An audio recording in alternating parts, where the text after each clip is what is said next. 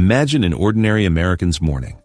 He wakes up, turns on the coffee maker, picks up his iPhone, opens social media, and suddenly sees the news. Germany, France, Great Britain, Canada, Italy, and Japan have announced sanctions against the United States. Sounds insane, right? Like science fiction.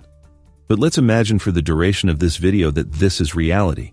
What would happen if America's closest allies suddenly turned 180 degrees and began strangling the American economy using the same methods the US has applied to other countries? I'm not saying this will happen tomorrow or in a year. I'm not even claiming this is possible in our world at all. But this exercise will help us understand three things. First, just how interdependent the modern global economy really is. Second, what an enormous role the US plays in the world financial system. And third, what happens if you try to break this system? Because sanctions aren't just a political tool. They're an economic weapon of mass destruction that hits not only governments, but ordinary people. Let's agree right away. We won't discuss who's right and who's wrong. We won't look for reasons why G7 countries might take such a step. We're only interested in one thing. What happens next? How does the first domino fall? And what consequences will this have for the entire world, including the countries that imposed sanctions? Believe me, the results will surprise you, because in the global economy there are no winners when giants fight. There are only losers. And now we'll figure out why. So let's start with the most obvious thing. The first thing countries do when imposing sanctions is freeze assets. And this is where it gets really interesting, because American assets in G7 countries aren't just some abstract numbers. These are real factories, offices, real estate, bank accounts. We're talking about trillions of dollars. Yes, you heard right, trillions. Take Great Britain, for example. American companies own huge chunks of the British economy, from tech startups to historic brands. Amazon, Google, Apple, Microsoft, they all have giant offices in London and other cities. Imagine that one day the British government says, all your accounts are frozen, no access to money, operations suspended. What happens next? First, panic. Employees of these companies in Britain don't receive salaries, suppliers don't receive payments, projects stop. But this is only the beginning, because American companies urgently begin withdrawing their operations from Great Britain. They close offices, fire people, break contracts. And now, the British economy is losing tens of thousands of jobs in a matter of weeks. And this is only one country out of 6 that imposed sanctions. But asset freezing is a two-way street. The US will immediately respond in kind. And here, the Americans have one huge advantage: the dollar. The American currency is the foundation of the world financial system. Most international settlements go through the dollar. Most central banks in the world hold their reserves in dollars. And when the US freezes other countries' assets, they don't just block accounts, they disconnect countries from the dollar settlement system. Imagine a German bank that stores part of its reserves in US Treasury bonds. This is standard practice, safe, reliable, liquid. And suddenly, one day the US says, your access to these assets is blocked. You can't sell them, can't receive interest, they're simply frozen. For a bank, this is catastrophe. Because these reserves aren't just money for a rainy day, they're the foundation of liquidity, the foundation of depositor confidence. And when people learn the bank has problems with reserves, panic begins and mass withdrawal of deposits. But let's dig deeper. Because asset freezing is only the first step. The next step is trade restrictions. And this is where real chaos begins. The United States is the world's largest importer of goods. Every day, thousands of containers arrive at American ports with goods from Germany, Japan, Italy, Canada, cars, electronics, machinery, equipment, food products. The American market is a dream for any exporter. 330 million consumers with high purchasing power, and suddenly this market closes. Take the German automotive industry, BMW, Mercedes-Benz, Volkswagen. These companies sell millions of cars in the US every year. This isn't just a big market. It's one of the most profitable markets in the world. Americans love German cars. They're willing to pay a premium price for them. And suddenly, the US imposes a ban on importing German cars, or levies 100% tariffs, which is essentially the same thing. What happens to German auto factories? They lose a huge chunk of revenue. Layoffs begin. And not just at the factories themselves, but also at all suppliers. Because the automotive industry is a long chain. From steel manufacturers to companies that make seats, electronics, glass, all these companies depend on production volumes, and when volumes fall, the entire chain suffers. But this works in reverse too. The U.S. also exports a huge amount of goods to G7 countries: Boeing aircraft, software, medical equipment, agricultural products.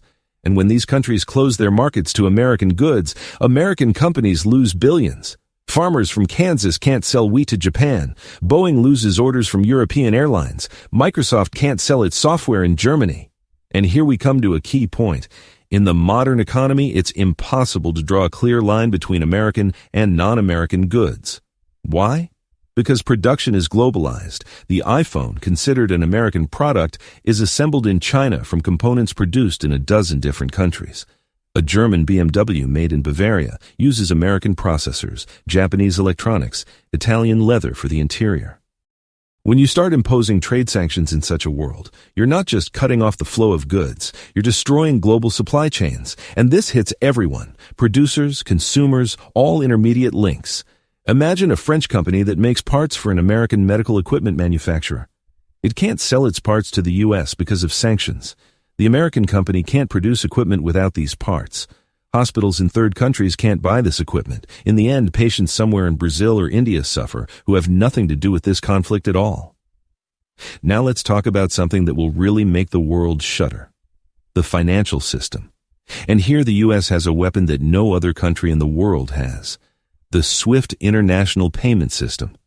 For those who don't know, SWIFT isn't a bank and not a government organization. It's a cooperative that ensures the exchange of financial messages between banks around the world. When you send money abroad, your bank sends a message through SWIFT to the recipient's bank. This is the foundation of international settlements. And although formally SWIFT is a European organization headquartered in Belgium, the U.S. has enormous influence over this system, because the American dollar is the foundation of international trade. If the U.S. decides to disconnect G7 countries from dollar settlements, it will be economic apocalypse. Banks in these countries won't be able to conduct dollar operations, and this means they won't be able to trade with many countries because most international contracts are denominated in dollars. Oil is traded in dollars. Many commodities on world markets are traded in dollars. Even trade between two non-American countries often goes through the dollar as an intermediate currency. Of course, G7 countries could try to switch to settlements in euros or create an alternative system. But this isn't done in one day or even 1 year. This requires huge investments, technological solutions, international agreements, and most importantly, trust. Because the entire financial system is built on trust, and when this trust is undermined, chaos begins. Let's look at a concrete example. Japanese company Toyota wants to buy steel from a Brazilian supplier. The contract is drawn up in dollars. Toyota transfers money from its account at a Japanese bank to the Brazilian company's account. This operation goes through a correspondent account of the Japanese bank at an American bank. If the U.S. blocks this account or prohibits operations, Toyota won't be able to pay for the steel. The Brazilian company won't receive money. The contract will fall through. And there are thousands of such contracts every day. Financial chaos will inevitably lead to panic on stock markets. Shares of American companies will collapse because investors will realize these companies have lost access to huge markets. But shares of European and Japanese companies will fall even harder because they have lost access to the American market and the dollar settlement system. Mass flight of investors to safe assets will begin. But what to consider a safe asset when the very foundation of the world financial system is collapsing? Traditionally, U.S. Treasury bonds were considered safe assets, but in our scenario, G7 countries can't buy these bonds because of sanctions. Gold? The price of gold will skyrocket because everyone will try to buy it at once. Cash? But in what currency? The dollar's under sanctions. The euro is also unstable because the European economy is falling due to the break with the U.S. And here, we see the first conclusion from this block. Financial sanctions between the world's largest economies aren't just a blow to these countries' economies, it's a blow to the entire world financial system. Because this system is built on interdependence and trust. And when you undermine these foundations, you're not just punishing the opponent, you're destroying the very system that ensures the prosperity of all countries, including your own. If you're finding this thought experiment valuable, hit that like button and subscribe to the channel. We're going to explore even more surprising consequences as we continue. Now, let's move to the next important aspect, technology. And here, American dominance is simply staggering. Think about what technologies you use every day. A smartphone on iOS or Android, both operating systems are American. A computer on Windows or Mac OS, American. Google search engine, American. Social networks, Facebook, Instagram, Twitter, American. Cloud services, Amazon Web Services, Microsoft Azure, American. Even the processors in your devices, if it's Intel or AMD, are American. And if it's ARM, the architecture is licensed by a British company, but most of the development still happens in the US. What will happen if the US imposes technological sanctions against G7 countries? Imagine that tomorrow Microsoft turns off all Windows licenses for companies in Germany, France, Great Britain, Italy, Canada, and Japan. Millions of computers in offices, factories, government agencies will simply stop working or start working in limited mode. Banks won't be able to process transactions. Hospitals won't be able to access electronic medical records. Logistics companies won't be able to track cargo. Of course, there are alternatives. Linux is an open operating system not controlled by the US. But the problem is that most corporate software is written for Windows. Switching to Linux isn't just installing a new operating system. It's rewriting thousands of programs, retraining millions of employees, changing the entire IT infrastructure. This will take years and cost trillions of dollars. And now think about smartphones. Apple completely controls iOS and the App Store. Google controls Android and Google Play. If these companies turn off services for users in G7 countries, hundreds of millions of smartphones will turn into bricks. Well, not exactly bricks, they'll work, but without access to app stores, without updates, without cloud services. Imagine a French businessman who can't install a new banking app because the app store is blocked for him, or a Japanese student who can't download an educational app. But that's not all. Let's talk about semiconductors. This is truly critical technology. Semiconductors are needed for everything, from smartphones and computers to cars and refrigerators. And here, the situation is interesting. The most advanced chips are produced by Taiwanese company TSMC. But the equipment for producing these chips is made by American and Dutch companies. And most importantly, the design of most chips is developed by American companies. If the U.S. prohibits the export of chips and technologies for their production to G7 countries, this will be catastrophe. The automotive industry will stop because modern cars are computers on wheels, and each car has dozens of chips. Electronics production will halt. Even production of simple household appliances will become impossible because they're all controlled by microprocessors. Japan, of course, has its own semiconductor production. But Japanese companies lag several generations behind industry leaders. They can't produce the most advanced chips, and these are exactly the chips needed for artificial intelligence, for high-performance computing, for all advanced technologies. Now, let's look at the flip side. What will the U.S. lose if it imposes technological sanctions against its allies? At first glance, not that much. American tech companies dominate the global market. But let's dig deeper. G7 countries are a huge market for American tech companies. We're talking about hundreds of billions of dollars in revenue annually. Apple sells tens of millions of iPhones in Europe and Japan every year. Microsoft licenses Windows and Office to millions of companies and private users. Google earns billions on advertising in these countries. Amazon sells cloud services to thousands of European companies. If these companies lose access to these markets, their revenue will collapse. Their stocks will crash. And this means losses for millions of American investors who have shares of these companies in their pension funds. The tech sector is the foundation of the American stock market. If it collapses, the entire market collapses. But there's another important aspect. Innovation. American tech companies don't work in isolation. They collaborate with European and Japanese universities, research centers, startups. They hire talented engineers and scientists from around the world. If you close borders and impose sanctions, you cut off this flow of knowledge and talent, and in the long term, this will weaken the U.S. innovation potential. Take a concrete example. The European Organization for Nuclear Research, CERN, is located in Switzerland. This is one of the world's leading centers of fundamental science. American scientists actively collaborate with CERN, conduct experiments, exchange data.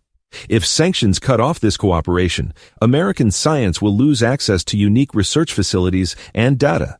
And science is the foundation of technological progress. No fundamental science, there won't be breakthrough technologies in 10 or 20 years. So the conclusion from this block is simple. Technological sanctions are a weapon of mass destruction for the modern economy.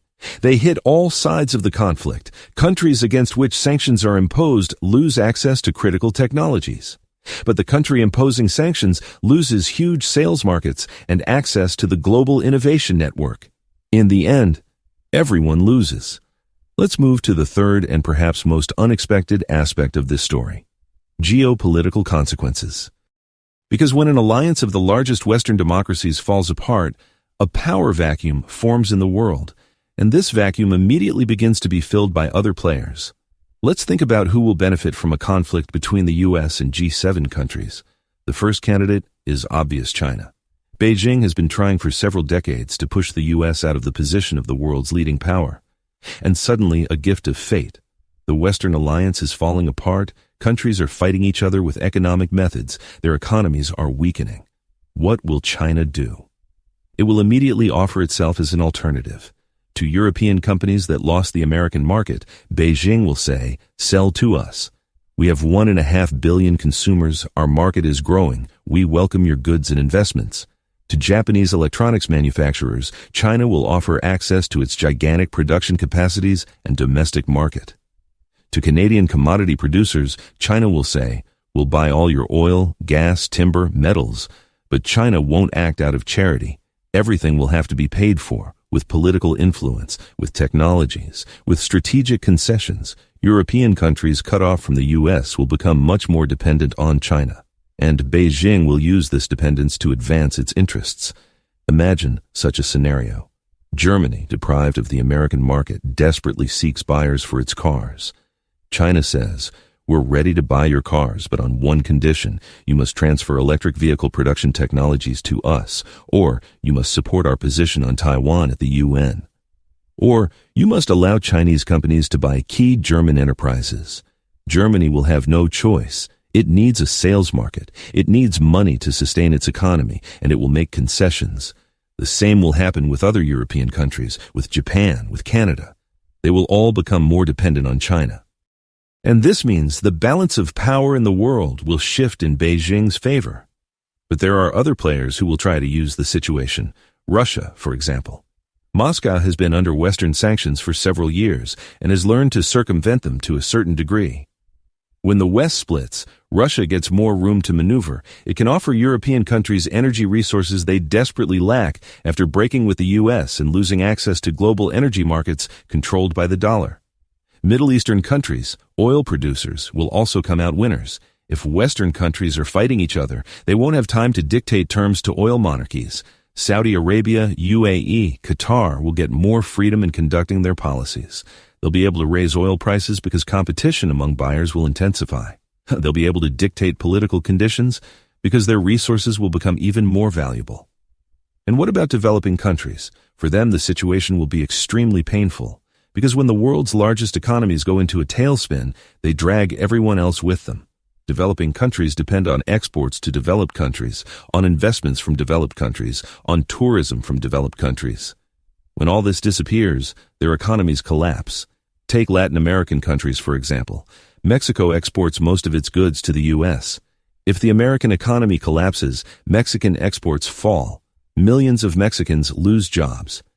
An economic crisis begins that intensifies migration pressure on the US. But borders are closed because of general chaos. As a result, crime grows in Mexico, instability, possibly even political upheavals. African countries that depend on selling commodities and humanitarian aid will find themselves in an even more difficult position. Commodity prices will fall because the world economy is in crisis and demand for resources is declining. Humanitarian aid will cease because Western countries will be busy with their own problems. As a result, famine, epidemics, wars for resources will begin in Africa. But let's return to the geopolitical balance of power. The entire post-war world order is built on American dominance and the Western alliance. The UN, NATO, the World Trade Organization, the International Monetary Fund, all these institutions were created and are controlled by the West. What will happen to them if the West splits? The The UN will likely be paralyzed. If the US and its former allies block each other in the Security Council, no decisions will be made. This means the UN won't be able to respond to international conflicts, humanitarian catastrophes, threats to peace. The world will become more chaotic and dangerous. NATO can formally continue to exist, but without the US, its military power will sharply weaken. Because the US provides the foundation of the alliance's military potential. American military bases in Europe, American troops, American weapons, American intelligence.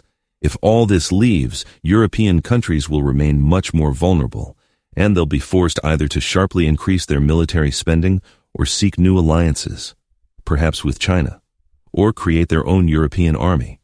But this will take years and require enormous resources. The World Trade Organization, which provides rules for international trade, will also be threatened.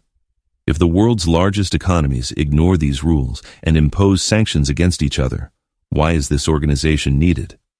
Small countries will say, if the big guys don't follow the rules, why should we follow them? And an era of trade wars of all against all will begin. Protectionism, tariffs, quotas.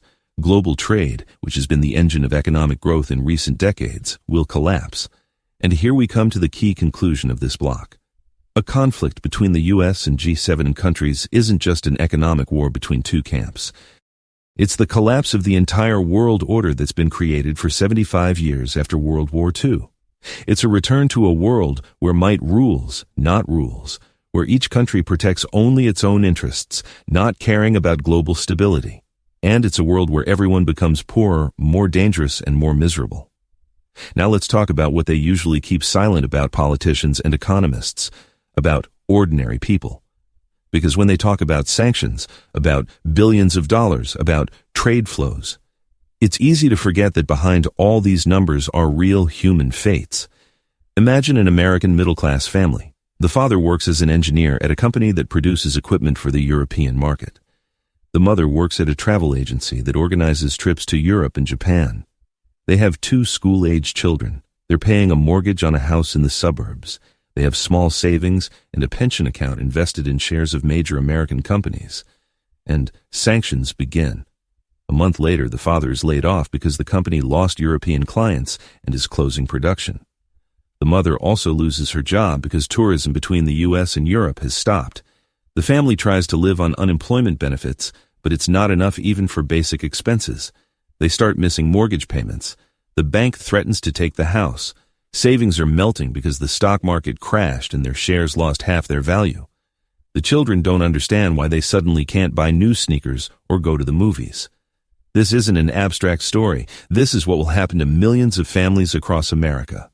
Because when the economy enters crisis, ordinary workers suffer first. Not top managers with their golden parachutes, not business owners who can sell their assets and move to another country. Ordinary people who depend on salaries, who invested all their money in a house and pension funds. But let's look at the other side of the ocean. A German family in a small town near Munich. The father works at an auto factory that produces cars for the American market. The mother works as a teacher at a local school. They live in a rented apartment and are saving to buy housing. When the factory loses the American market, mass layoffs begin. The father is transferred to a part-time work week. His salary drops by 40%. The dream of owning a home is postponed indefinitely. But this is only the beginning. 6 months later, the factory announces complete closure. The father's out on the street. There are no other large employers in the small town. He has to look for work in another city, which means either moving the whole family or living apart. And now think about the scale. We're not talking about thousands of families. We're talking about tens of millions of families on both sides of the Atlantic and in Japan. Mass unemployment, falling living standards, loss of hope for the future. And this creates not just an economic crisis. This creates a social and political crisis. Because when people lose jobs and hope, they start looking for someone to blame. And politicians will gladly provide them with scapegoats. In the US, they'll blame Europeans for betrayal and ingratitude. They'll remember that America saved Europe twice in world wars, that American money rebuilt Europe after the war under the Marshall Plan. And this is how Europeans repaid the kindness. Anti-European rhetoric will grow, xenophobia, isolationism. In Europe, they'll blame American imperialism, American arrogance, American desire to dictate its will to the whole world.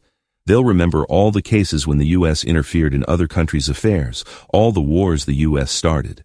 Anti-Americanism will grow, which has always existed in certain circles, but will now become mainstream. And this is where the really dangerous part begins. Because economic crisis and search for scapegoats is a classic recipe for radicals coming to power. We've already seen this in history.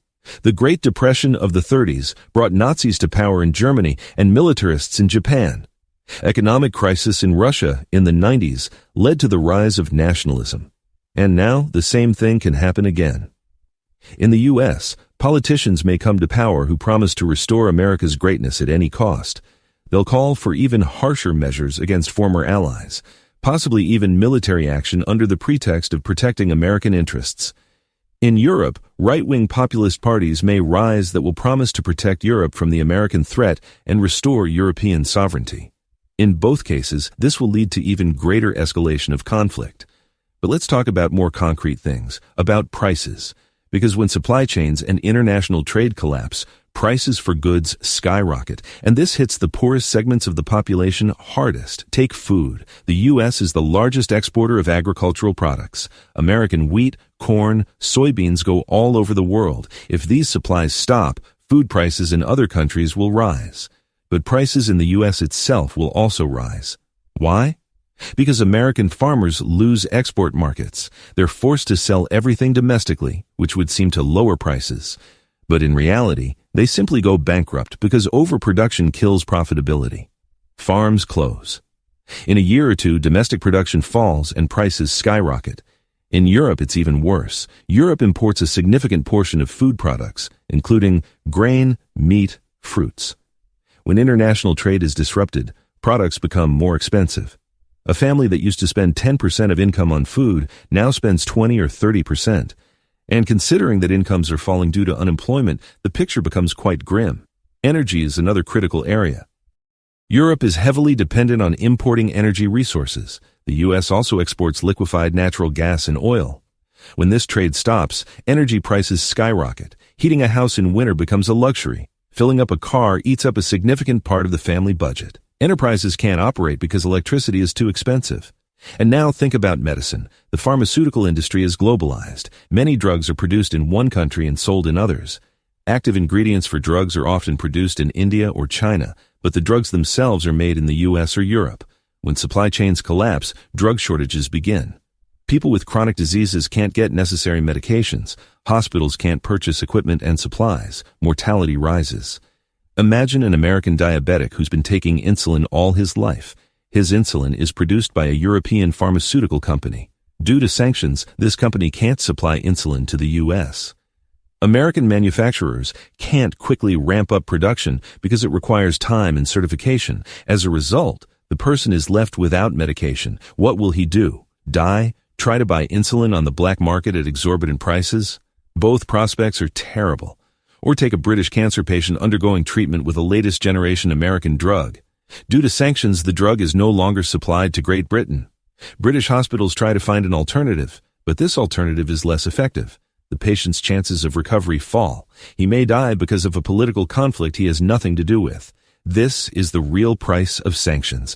Not billions of dollars in lost profits for corporations, but human lives. Families destroyed by unemployment, people dying due to lack of medications, children growing up in poverty and despair. And here we come to the conclusion of this block. Economic sanctions between major countries aren't a sterile political game. This is a weapon that kills. Not immediately, not spectacularly, but it kills. It kills hope, kills the future, and sometimes literally kills people who can't get medications, food, warmth. And when you impose such sanctions, you must understand that there's blood on your hands, the blood of ordinary people who became victims of political games. Before we continue, if you're getting value from this analysis, please hit that subscribe button and share this video. These are exactly the kinds of discussions we need to have more often. Let's keep going. Now let's talk about what will happen a year or two after sanctions begin, because the first months are shock and chaos. But then adaptation begins. And this adaptation can lead to very unexpected results. The first thing that will happen, countries will start looking for ways to circumvent sanctions, and this is where intermediaries enter the game. Small countries that aren't participating in the conflict will become transit points for trade. Goods won't go directly from the U.S. to Europe, but through third countries. Companies will create complex schemes with offshore structures to hide the origin of goods. Take Switzerland, for example. It's not a G7 member, not an EU member, traditionally a neutral country. Swiss companies can become intermediaries in trade between the U.S. and Europe. American goods are officially sold to a Swiss company. This company sells them to a European one. Formally, sanctions aren't violated. In reality, trade continues, only with a markup for intermediation. Or take Turkey. Turkey is a NATO member but not a G7 member. It has connections with both West and East. Turkish ports and airports can become hubs for transit trade. Goods will arrive in Turkey from the U.S., be repackaged, redocumented, and sent to Europe. Or vice versa. Such schemes always arise with sanctions. We've seen this with Iran, with North Korea, with Russia. Sanctions are never completely effective because there are always those willing to violate them for profit. And the more massive the sanctions, the more opportunities for circumvention. But circumventing sanctions makes goods more expensive. Each intermediary takes their margin. Each additional transshipment increases logistics costs. In the end, the consumer pays more. And the producer receives less because part of the profit goes to intermediaries. The economy becomes less efficient. The second important change, countries will start developing their own production of goods they previously imported. This is called import substitution. Sounds good. Develop your own industry, create jobs, reduce dependence on imports. But in reality, everything is more complicated. The problem is that if some good was imported, it means it was more profitable to produce it abroad. Maybe labor is cheaper there. Maybe technology is better there. Maybe quality is higher there. When you start producing this domestically, you do it less efficiently and more expensively. Take European semiconductor production. Europe can build its own semiconductor manufacturing plants. This will ensure independence from American supplies. But these plants will cost hundreds of billions of euros. They'll produce chips that are more expensive and worse than American or Taiwanese ones. This will increase the cost of all electronics produced in Europe. European goods will become less competitive in the global market. Or take American automobile production. The U.S. can completely transfer car production to its territory, abandoning European and Japanese components. But this will make American cars more expensive. And if they're more expensive, Americans will buy fewer cars. This will hit the automotive industry, employment, the entire economy. So import substitution is a double-edged sword. On one hand, it reduces dependence. On the other hand, it makes the economy less efficient. And in the long term, this lowers living standards. The third change, formation of new alliances. If the traditional Western alliance is falling apart, countries will look for new partners, and these new alliances can be very unexpected. Imagine Germany and France, cut off from the U.S., begin actively drawing closer to Russia and China. They sign long-term contracts for energy resource supplies from Russia. They open their markets to Chinese goods and investments. They start using yuan and rubles in international settlements instead of the dollar. This completely changes the geopolitical map of the world. Eurasia unites into a single economic bloc under Chinese and Russian influence. The U.S. remains isolated on the other side of the ocean. Latin America is torn between U.S. pressure and the attraction of the Eurasian bloc. Africa and the Middle East become an arena of competition between blocs. This very much resembles the Cold War. Only this time it's not communism versus capitalism, but different versions of capitalism. American capitalism with dollar dominance and Anglo-Saxon legal norms. And Eurasian capitalism with a greater role for the state and the Chinese development model. And as in the Cold War, the world becomes a dangerous place. Because when blocs form, the logic of bloc confrontation arises. Each side tries to win over neutral countries. Every conflict anywhere in the world becomes a proxy war between blocs. The risk of a major war increases. But let's return to economics. 2 to 3 years after sanctions begin, economies will start adapting. Unemployment will decline slightly because new production and employment sectors will appear.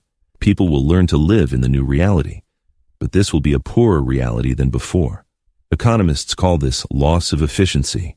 When countries trade freely, each specializes in what it does best. This allows producing more goods with less effort. The overall pie becomes larger and everyone gets more. When trade is limited by sanctions, countries are forced to do everything themselves, even what they do poorly. The overall pie shrinks. Everyone gets less. It's impossible to calculate the exact cost, but economists estimate that a global trade war between the world's largest economies could reduce global GDP by 10 to 20%. This means the world as a whole will become poorer by tens of trillions of dollars. For the average person, this means their standard of living will fall by 10 to 20%. Less money for food, clothing, entertainment, education, healthcare. A poorer and harder life. And here's the final conclusion from this block. Economics isn't a zero-sum game where one's gain means another's loss. It's a positive-sum game where cooperation increases everyone's prosperity. When you destroy cooperation through sanctions and trade wars, you're not just redistributing wealth, you're destroying wealth, you're making everyone poor, and there are no winners in this game. Now, let's summarize everything we've talked about. We've gone through a scenario that seems incredible. G7 countries impose sanctions against the U.S., or the U.S. against them. It doesn't matter who started. What matters is what happens next. We saw how asset freezing hits both sides, how trade restrictions destroy global supply chains, how financial sanctions undermine the foundations of the world financial system. We saw how technological war sets all countries back, how the geopolitical balance of power shifts in favor of China and other players. We saw the suffering of ordinary people who lose jobs, can't buy food and medications, lose hope for the future. And most importantly, we saw that there are no winners in this conflict. Everyone loses. The U.S. loses allies, sales markets, access to resources and talent. G7 countries lose access to American technologies, the financial system, a huge market. The rest of the world loses stability, prosperity, hope for a better future. So why did we spend this time discussing an incredible scenario? Because it teaches us important things about the real world. First, the global economy is interdependent. No country, even one as powerful as the U.S., can prosper in isolation. We're all connected by invisible threads of trade, investment, technology, knowledge. When you try to break these threads, you harm not only the opponent, but yourself. Second, sanctions are a blunt instrument. They seem attractive because they allow punishing an opponent without war. But in reality, they cause enormous suffering to ordinary people, not the political leaders they're directed against, and they rarely achieve their goals because countries find ways to adapt and circumvent sanctions. Third, alliances matter. The alliance of Western democracies formed after World War II brought the world 75 years of relative peace and unprecedented prosperity. When politicians threaten to destroy this alliance over short-term disagreements or populist rhetoric, they're playing with fire, because restoring destroyed trust is much harder than destroying it. Fourth, economics isn't an abstraction. Behind every GDP figure, every percent of inflation, every point of unemployment are real people with real fates. When politicians make economic decisions, they should think not about statistics, but about families who will lose their homes, about children who won't get education, about sick people who won't get treatment. Fifth, the world is fragile. The order and prosperity we take for granted aren't the natural state of the world. This is the result of conscious efforts, compromises, cooperation. When we abandon cooperation in favor of confrontation, we risk returning to a world of wars, poverty, and suffering that was the norm throughout most of human history. Now, in our real world, we see troubling signs. Trade disputes between the U.S. and China. Rise of populism and nationalism in Western countries. Strengthening of authoritarian regimes. Weakening of international institutions. All this may seem far from the scenario we discussed, but in reality, we're already moving in this direction. Slowly, step by step. Every trade tariff, every sanction, every nationalist speech is a step toward a world divided into warring blocs. It's a step toward a world where the economy serves not people's prosperity, but political struggle. It's a step toward a world that will be poorer, more dangerous, and more miserable. But there's good news too. This isn't inevitable. We're not doomed to repeat past mistakes. We can choose a different path, the path of cooperation, compromise, mutual respect. This requires wisdom from political leaders. This requires understanding from voters. This requires willingness to put long-term interests above short-term gain. And here, each of us can play a role. We can demand accountability from our politicians. We can speak out against nationalist rhetoric and xenophobia. We can support international cooperation and global institutions. We can remember that people in other countries aren't enemies but ordinary people like us with the same hopes and fears. The world our children will live in depends on the choices we make today. We can choose the path of confrontation, and then they'll inherit a world of poverty and conflicts. Or we can choose the path of cooperation, and then they'll inherit a world of prosperity and peace. The scenario we discussed today, sanctions between the US and G7 countries, is a warning. It's a look into the abyss. It's a reminder of how easy it is to destroy what's been built over decades, but it's also a reminder of how valuable what we have is. A global economy that lifted billions of people out of poverty. An international system that prevented a new world war. Alliances that turned former enemies into partners and friends. Let's not take all this for granted. Let's defend and strengthen what works. Let's criticize and fix what doesn't work. But let's never forget the basic lesson. We're all in the same boat. And if we start drilling holes in this boat to harm someone at the other end, we'll all drown together. The scenario we explored isn't just a theoretical exercise, it's a mirror held up to our current moment, because right now, in small ways, we're already moving down this path. Every time a politician uses trade policy as a weapon, every time economic interdependence is treated as weakness rather than strength, every time short-term political gain is prioritized over long-term stability, we take another step toward the cliff edge. Consider what's already happening. Trade tensions that were unthinkable a decade ago are now routine. Countries that built their prosperity on open markets are flirting with protectionism. Alliances that seemed unshakable are being questioned. The international institutions that prevented conflicts are being weakened from within. These aren't abstract trends, they're warning signs. The beauty of a thought experiment like this is that it allows us to see the destination before we arrive. It's like watching a movie of the future, a future we can still avoid, because the scenario we discussed doesn't have to happen. The economic catastrophe, the human suffering, the collapse of the world order, none of this is predetermined. It's a choice. And we're making that choice every single day through the leaders we elect, the policies we support, and the rhetoric we tolerate. Think about what this means practically. When you hear a politician promise to get tough on trade with allies, ask yourself, what does that really mean? When someone says we need to put our country first by cutting off cooperation with partners, consider, first into what? First into a smaller, poorer, more dangerous world? When nationalist rhetoric sounds appealing, remember, history shows us exactly where that road leads. The interconnected global economy we've built isn't perfect, far from it.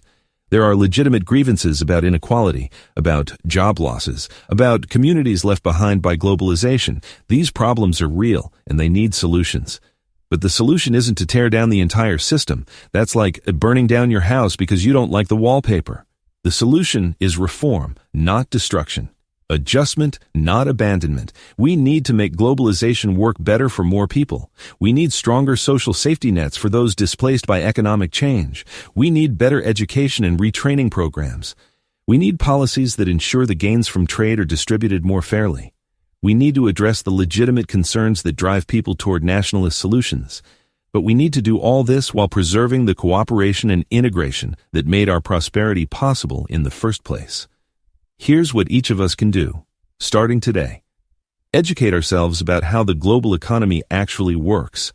It's not as complicated as it seems.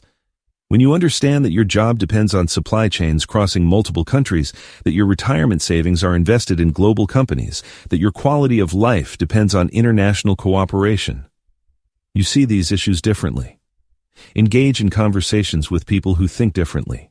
Don't retreat into echo chambers where everyone agrees with you. Challenge your own assumptions. Listen to those who feel left behind by globalization, but also help them understand that isolation isn't the answer. The solution is better integration, not less integration. Demand better from our leaders. Don't accept simplistic solutions to complex problems. Don't tolerate rhetoric that demonizes other countries or other peoples.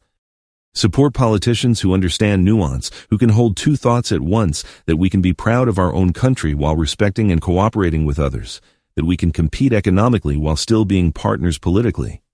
Remember that the people on the other side of whatever border aren't your enemies.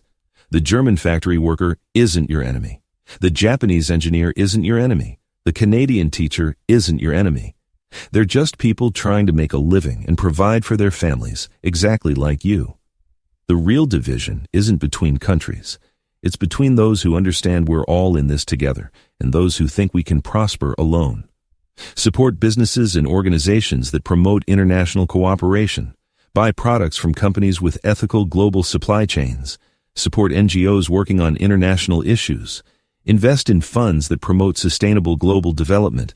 Every dollar you spend is a vote for the kind of world you want to live in. And perhaps most importantly, think about the legacy we're leaving. Our grandparents' generation built the international order after World War II. They'd seen what happens when countries turn inward, when nationalism runs wild, when economic cooperation breaks down. They built institutions to prevent that from ever happening again. They created a system that, for all its flaws, gave us unprecedented peace and prosperity. Now it's our turn. Will we maintain and improve what they built, or will we tear it down in a fit of short-term thinking and nationalist fervor? Will we hand our children a world of cooperation and prosperity, or a world of conflict and decline? These aren't rhetorical questions. They're the most important questions of our time, and we're answering them right now with our choices. The scenario we explored, sanctions between the U.S. and its closest allies, showed us the economic cost of conflict, trillions of dollars in lost wealth.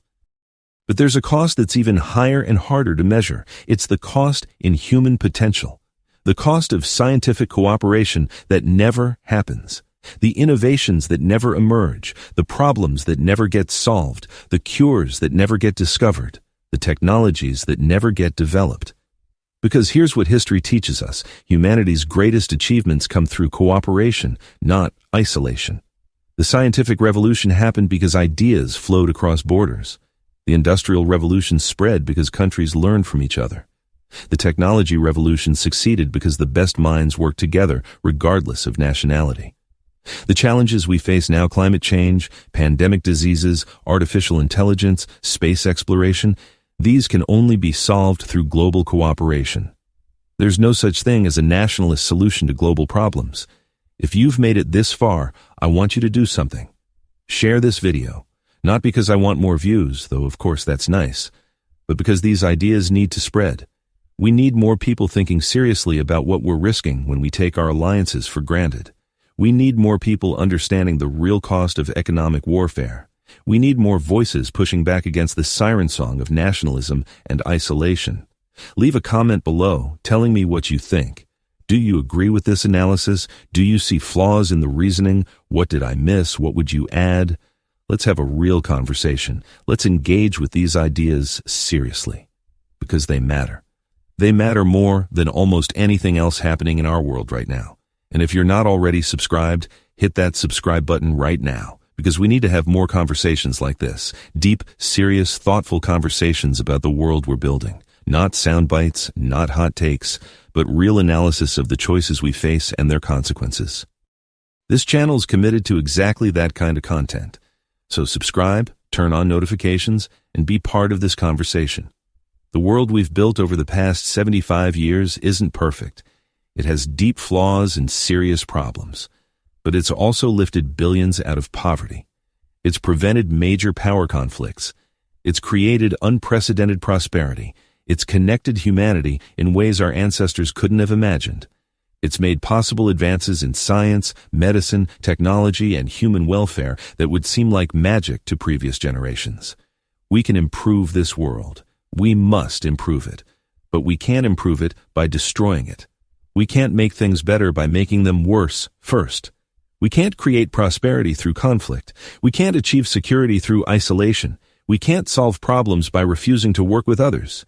The choice is ours.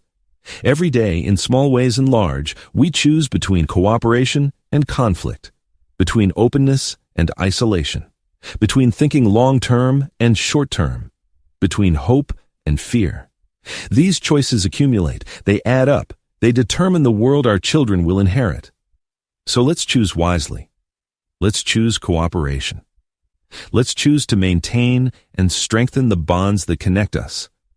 Let's choose to solve our problems together rather than turning on each other. Let's choose the hard work of making our current system better rather than the false promise of burning it all down. Because the alternative, the world we explored in this thought experiment, is too terrible to contemplate. A world of economic warfare and human suffering. A world where former friends become enemies. A world of declining prosperity and rising danger. A world our grandchildren would look back on and ask, why didn't you stop this when you had the chance? We still have that chance. The future isn't written. The path we're on can still be changed, but we have to act now. We have to speak up. We have to push back against the forces pulling us apart. We have to remind ourselves and others what we stand to lose. Thank you for watching. Thank you for thinking seriously about these issues. Thank you for being part of the conversation. If this video made you think, made you see things differently, made you understand what's at stake, then share it. Pass it on. Help spread these ideas. Because we need more people who understand, more people who care, more people who are willing to fight for a better world. The comments are open. I want to hear from you. What do you think? What did this video make you realize? What questions do you still have? Let's keep this conversation going, because this isn't just content. This is about the world we're building together, and every voice matters. Until next time,